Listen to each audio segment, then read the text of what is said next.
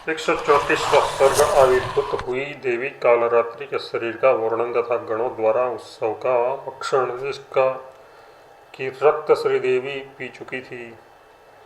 इस विश्व में जब देवगण देवी की स्तुति कर रहे थे, उस पूर्वोक्त गिर रहे पुरुष ने अपने शरीर से सारे भूतल को आच्छादित कर दिया था। उनको मैं स्वरूप निर्जीव जाना, जिससे सब भाग ने सप्तद्वीपा भूमि को पूर्णतया आच्छादित कर दिया था। संपूर्ण भूमि में न सभा रहे सब के उसी पर्वतुल्य महान उदरभाग को मैंने देखा। वह सब इतना महान था तो दूर स्थित उसकी भुजाएं, जंघाएं और सिर तुमने कैसे जाने। ऐसी आशंका होने पर वह कहता है, भगवान अग्नि ने उसकी अनंत भुजाओं, जंघाओं और सिर के विषय में मुझसे कहा था, जो कि उसके भुजा आदि अवयव मनुष्यों की पहुँच के परे लोक पर्वत के परले पार गिरे थे। उसके बाद आकाशचारी सिद्धादि वृंद के आदर पूर्वक देवी की स्तुति करने पर देवी आकाश से प्रकट हुई। चूंकि वह आकाश से प्रकट हुई थी, अतः एवं स्वयं रक्तहीना थी। भूत प्रेतों के दल उनके पीछे पीछे चल रहे थे। षोडश मातर उसकी आवभक्त में सेवा शुश्रूषा में संलग्न थी। कुष्मांड यज्ञ वैतालों के झुंडों से उसने आकाश को तारामंडल से मंडलित सा बना दिया था तथा नसों के जल से पूर्ण बड़े बड़े भुजदंडों से आकाश तल को वन बना दिया था। दिशाओं में दाह की दृष्टि करने वाले अपने दृष्टिपातों से वह सूर्यों को बिखर रही थी। चमचमा रहे विविध हथियारों के आकारों से हो रही जण ध्वनि के साथ आकाश रूपी खोडरे में पक्षियों के झुंड को सैकड़ों हिस्सों में बांट रही थी। शरीर की ज्वालाओं और नेत्रवर्ती अग्नि की उष्णता से परिपूर्ण शरीर के अवयवों से बहुत लंबे बांसों के वन के आकार वाली करोड़ों योजन की क्रांतियां बिखर रही थी। चांदनी जैसी दंत क्रांति रूपी दूध से उसने दिशाओं को धो डाला था। अपने दुबले पर अति विस्तृत शरीर से आकाश आच्छादन कर दिया था। उसका न तो कोई आधार था और न स्थान ही था। अतः एवं वह निराधार आकाश में फैली हुई संध्या काल की मेघ पंक्ति सीधी परम ब्रह्म में आविर्भूत हुई। वह प्रेतासन पर बैठी थी। जगमगा रही उज्ज्वल रूप वाली वह संध्या काल के मेघ के समान लाल थी। अतः एवं आकाश रूपी सागर में बड़वानल की शोभा धारण कर रही थी। पूरे शवों के अवयवों से मुसल प्रास, तोमर, मुद्गर, आसन, उखल और हलों से बनी चंचल मालाओं को इधर उधर बिखर रही थी। जैसे वर्षा ऋतु का पर्वत पत्थरों की माला को जर्जर ध्वनि वाले झरनों से अपने शरीर में धारण करता है, वैसे ही वह दांतों के कटकट शब्द के आडंबर से युक्त प्रजाओं के शरीर की माला को आकाश रूपी आंगन में धारण कर रही थी। देवताओं ने उस देवी से कहा, हे देवी अंबिके, इसे हमने आपको भेंट कर दिया है। कृपया अपने परिवार के साथ शीघ्र इसका भोग लगाइए। देववृंद के यूं प्रार्थना करने पर देवी स्वयं सर्व प्राण शक्ति रूप होने से तथा प्राणों के रक्त पर आश्रित होने से प्राणवायु से ही उसका रक्त रूपी प्रसार अनायास सींचने लगी। जैसे संध्या काल का मेघवृंद मेरु की गुफा के अंदर प्रविष्ट होता है, वैसे ही प्राणवायु द्वारा खींचा जा रहा उत्सव का रक्त भगवती के मुंह में प्रविष्ट हुआ। आकाश में स्थित भगवती कालरात्रि ने प्राणवायु द्वारा खींचा गया रुधिर तब तक पिया जब तक कि पहले सूखी लकड़ी सी वह चंडिका तृप्त होकर मोटी तगड़ी न हो गई। तदनंतर रुधिर से मोटे तगड़े शरीर वाले वह जैसे वर्षा ऋतु में बिजली रूप चंचल नेत्र वाली मेघमाला रक्त वर्णा होती है, वैसे ही बिजली की तरह चंचल नैना और लाल हो उठी। रक्त पीने से भगवती की तोड़ बाहर निकल आई, लंबी तोड़ वाली वह विषैले सांप रूपी आभूषणों से विभूषित थी। रक्त रूपी मदिरा के नशे से चूर थी तथा वह सब हथियार उसने धारण कर रखे थे। पूर्वोक्त देवी ने अपने आधे शरीर से आच्छादन आकाश में नाचना आरंभ कर किया। आसपास के लोकालोक पर्वत की श्रेणी के शिखरों पर बैठे हुए देवगण उसका नाच देखने लगे। उसके पश्चात पिशाच कुष्मांड रूपी का आदि गणों ने उक्त शव को चारों ओर से ऐसे घेर डाला जैसे कि मेघमाला हिमालय पर्वत को घेर डालती है। कुष्मांडों ने उक्त शव रूपी शिव को शैल को कमर की ओर से पकड़ा। रूपिका गणों ने पेट की तरफ से उसे पकड़ा और यक्षों ने हाथी के से अपने दांतों से क्षत विक्षित अवशिष्ट पीठ और अगल बगल की ओर से उसे पकड़ा। चूंकि उसके जो भुजा जंघा कंधे आदि अन्य अवयव थे वे बहुत बड़े थे और ब्रह्मांड के परले पार जा पड़े थे। अतः एवं पूर्वोक्त भूत प्रेत पिशाच आदि दूर दिगंत में पड़े हुए उन्हें नहीं पा सके, किंतु वे वहीं पर काल अपने आप गल गए अधिक। जबकि चंडिका आकाश में नाच रही थी, सबके सब भूत प्रेत शव पर लपेटे थे। देववृंद पर्वत के शिखर पर बैठकर देवी का नृत्य देख रहा था। उस समय सारे भूतल की जो स्थिति हुई वह बड़ी दयनीय थी। उसकी सब दिशाएं खड़खड़ करके खाए जा रहे ले जाने जा रहे दुर्गंधपूर्ण मांस वसा आदि से व्याप्त थी। रक्त से सने हुए मेघखंडों से खेर और अग्नि के समान सारा भुवन लाल दिखाई दे रहा था। मांस चबाने की जल्दी से चारों ओर चप चप शब्द हो रहा था। लता जैसी लंबी लंबी नसों और हड्डियों के टुकड़े करने से आकाश में कट कट शब्द फैला था। भूतों के एक जगह इकट्ठा होने और अलग अलग होने के कारण चारों ओर भीषण ध्वनि हो रही थी। सारा भुवन हिमालय और विंध्य पर्वत जैसे बड़े बड़े हड्डियों के पहाड़ों से भरा था। देवी के मुंह से निकल रही अग्नि की ज्वाला में खूब पके हुए मांस से सारा का सारा भूतल व्याप्त था और रुधिर कण रूपी शोष की बूंदों से सभी दिशाएं सिंदूर से सनी हुई थी।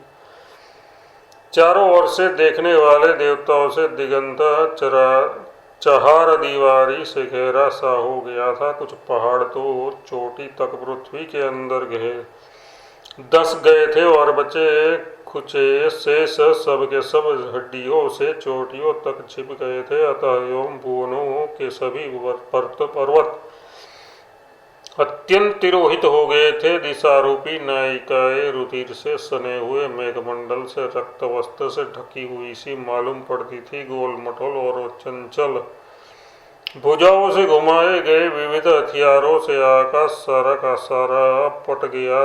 नगर गांव और कस्बे सब के सब ध्वस्त हो गए थे। केवल उनकी स्मृति ही शेष रह गई थी। भुवन में सारे चराचर जगत का रूप ही अत्यंत असंभव हो गया था। सारे जगत में सर्वत्र कुष्मांड और पिशाचिनियों का ही एकमात्र समाज हो गया था। पिशाचों द्वारा ताने बाने बनाए गए आतड़ी रूपी तंतुओं से जो नाचने में जी जान से लगे हुए भूत प्रेत और पिशाचों के अभिनयशील हाथों के आकार के अभिनयशील हस्त रूपी पक्षियों को फैलाने के लिए फैलाए हुए जाल के समान और आकाश में द्वितीय जगत की रचना कर रहे ब्रह्मा के नापने के सूतों के जैसे भूमि से लेकर सूर्य मार्ग तक ऊपर नीचे और 10 दिशा रूपी जड़ियों से तिरछे लगे थे। ब्रह्मांड के उदरगत विमान के समान त्रिलोक्य हो गया था। भूतपूर्व पृथ्वी पर जमी हुई रुधिर धाराओं से समुद्राकार बने हुए। अतः एवं पूर्वोक्त उपद्रव से विशुद्ध जगत की वैसी हालत देखकर सात द्वीपों के छोर पर उक्त शव के कुत्सित अंगों से अस्पृष्ट लोकालोक पर्वत के शिखर पर बैठे हुए दिग्गण अति खिन्न हुए। श्री रामचंद्र जी ने कहा, ब्रह्मन, जिस शव के अति विशाल हस्त पाद आदि अवयव ब्रह्मांड से भी बाहर पहुंच गए, उसने लोकालोक पर्वत को कैसे नहीं ढका। श्री वशिष्ठ जी ने कहा, है श्री राम जी, उस शव का उपरोपलक्षित मध्य शरीर सात द्वीपों के बीच में रहा है। सिर, खुरोपलक्षित पैर और बाहु आदि अवयव ब्रह्मांड के बाहर रहे। हाँ, ये जो भास ने कहा वह सत्य ही है, तथापि शव के दोनों बगल अंगजंघों के मध्य में कमर के दो भागों से और सिर और कंधों के दो मध्य भागों से शिखरों के न ढकने के कारण वह लोकालोक पर्वत ऊपर दिखाई देता ही है। इस तरह प्रश्न का उत्तर कहकर कथा का अवशिष्ट अंश भी श्री वशिष्ठ जी ही कहते हैं, जो कि भास को ज्ञात न था। वहाँ शिखरों की चोटियों पर बैठे हुए अत्यंत शुद्ध क्रांति वाले देवता शरद ऋतु के सूर्य की धूप से निर्जल हुए शुभ्र मेघों के समान दिखाई देते हैं। जब भूत प्रेतों का दल सब अंग प्रत्यंग छोड़कर फैलाकर मुंह के बल गिरे हुए उस सब को खा रहा था और सोलहों मातृकाएं देवियां खूब नाच रही थी, रुधिर के पनाले बह रहे थे, वहाँ की दुर्गंध फैल रही थी। प्रत्येक देवता ने दुखी होकर ये विचार किया, हाँ खेद है, पृथ्वी कहाँ चली गई, सागर कहाँ चले गए, जनता कहाँ चली गई और पर्वत राशि कहाँ चली गई। हाय, चंदन और मंदार और कदम्ब के फूल वृक्षों के वनों से अलंकृत तथा विविध पुष्पों की राशियों का मंडप सा व सुंदर मलयाचल वो कहाँ चला गया। रुधिर ने हिम से संपादित सकलता के प्रति मानव द्वेषवश उसको नष्ट करने के लिए हिमालय के ऊंचे स्वच्छ विशाल भूभागों को अपने कीचड़ से शीघ्र लथपथ कर रंग डाला। कौंच द्वीप में कौंच नामक पर्वत पर जो विशाल कल्प वृक्ष था, जिसकी शाखाएं ब्रह्मलोक तक फैली हुई थी, उसका भी चूरा चूरा हो गया है। हे कल्प वृक्ष, लक्ष्मी, चंद्रमा और अमृत को पैदा करने वाले, हे क्षीर सागर, हे दधी सागर, जिसके की नवनीत से भरे हुए पर्वतों पर बेला वन उगा है, जिसके तीर स्थित नारियल के वृक्षों की बहुलताया वाले सुंदर दर्शनीय पर्वत पर योगेश्वरिया निवास करती है, ऐसे है मधुसागर, आप सब सोचनीय हैं। आप लोग इस समय कहाँ चले गए, अथवा स्फटिक आदि रत्नशिलाओं से देवांगनाओं और दिशाओं की दर्पणता को कहाँ प्राप्त हुई।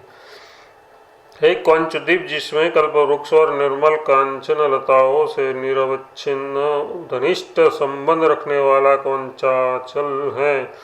हे पुष्कर द्वीप, जिसका चौदीर्घ ब्रह्मा जी के वाहनभूत हंसों और नलिनियों से ठसाठस भरा है, और जो कदम्ब के वनों की गुफाओं में विश्राम करने वाले विद्याधरों की रति क्रीड़ाओं के जानकार नागरिकों और देवताओं का अड्डा है। तुमको दोनों यहाँ से कहाँ चले गए। स्वादु जल वाले समुद्र के तथा उसके वनों के, जो कि उग्र ताप को हटाने वाले तथा पुष्पों से आच्छान्न है और पृथ्वी को पवित्र करने वाले हैं। गोमेघ द्वीप, उसके कल्पवृक्षों के और वहाँ की सुवर्ण लताओं के तथा उनसे सुंदर गुफाओं के और कल्पवृक्षों के वनों से वेष्टित तथा कल्पवृक्षों के फूलों से सफेद सागर द्वीप के साथ उसके पर्वतों के स्मरण से ही मनुष्यों को स्वर्ग सुखप्रद पुण्य होता है, जिसकी दसों दिशाएं मंद मंद वायु के हिलोरों से, चंचल पत्तों वाली लताओं से, वेष्टित कल्प वृक्षों से लहलाती थी। वे सब के सब वह हाय त्रस्त हो गए। मेरी समझ में नहीं आता, अब हमारे सदस्य लोग कैसे विश्राम लेंगे। क्षुर सागर के इक्षु सागर के किनारे मिस्री की चट्टान वाले पहाड़ों से विभूषित पृथ्वी पर उन घने पर्वत जंगलों को तथा उन अति मधुर मोदकों को फिर कब देखेंगे? खांड के बने हुए खिलौनों को भी कब देखेंगे? ताड़ और तमालों के वनों से युक्त उस पर्वत के कदम्ब और कल्प वृक्ष से शीतल स्वर्णमय गृहों में बैठकर पहले अनेक बार अनुभव चंदन लिप्त सर्वांग वाले सुंदरियों का या चंदन लतारोपित सुंदरियों का नृत्य कब देखेंगे? हाँ, जम्बूद्वीप वर्ती जम्बू वृक्ष के हाथी के बराबर तथा जाम्बुनद सुवर्ण की उत्पत्ति के हेतु होने से अति प्रसिद्ध अग्रफल स्मरणीय हो गए हैं। उन्हीं फलों के रसों से बनी नदी को ये जम्बूद्वीप रूप पृथ्वी धारण करती है। अनन्या द्वीप और समुद्र उनकी मेखला रूप है। कुकुरमुत्ता एक प्रकार की बदबूदार वनस्पति मशरूम से चारों ओर भरे हुए पहाड़ों की गुफाओं में मदिरा मद से मतवाली स्त्रियों द्वारा किए गए संगीत नृत्य की चहल पहल वाले सुराज सागर के तीर का स्मरण कर प्रातःकाल में जैसे कमल की पंखुड़ियां दर दर एक के बाद एक विदीर्ण होती है तथा जैसे इस समय पृथ्वी विदीर्ण हुई है वैसे ही मेरा हृदय विदीर्ण होता है। हे मित्र, जरा आकाश की ओर देखो। लाल जल वाले नूतन सागर के ऊपर स्वर्णमय मेरु आदि सैकड़ों पर्वतों के शिखरों की चोटियां उत्तरादि दिशाओं में